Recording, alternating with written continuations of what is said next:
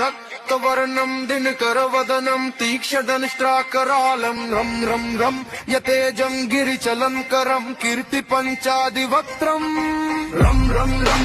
राजयोगं सकलशुभनिधिं सप्तभेतालभेदं रं रं राक्षसान्तं सकलदिशयशं रामदूतं नमामि घं घं घं खड्गहस्तं विशिखवरहरणं वेदाङ्गदीपं घं घं खड्गरूपं त्रिभुवननिलयं देवता सुप्रकाशं खं खं कल्पवृक्षं मणिमयमकुटं माया स्वरूपं खं खं कालचक्रं सकलदिशयशं रामदूतं नमामि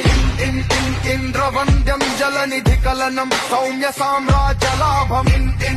सिद्धयोगं नतजनसदयम् आर्यपूजार्चिताङ्गम्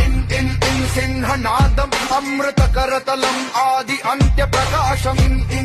चित्स्वरूपम् सकलदिशयशम् रामदूतं नमामि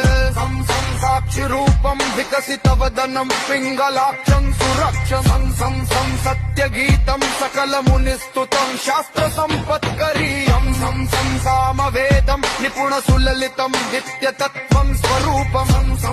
सावधानम् सकलदिशयशम् रामदूतं नमामि द्वितीयाजनयस्तोत्रम् समाप्तम्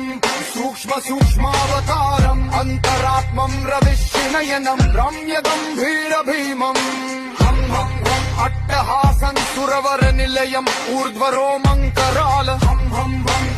हंसं सकलदिशयशं रामदूतं नमामि इति आञ्जनेयस्तोत्रम् समाप्तम्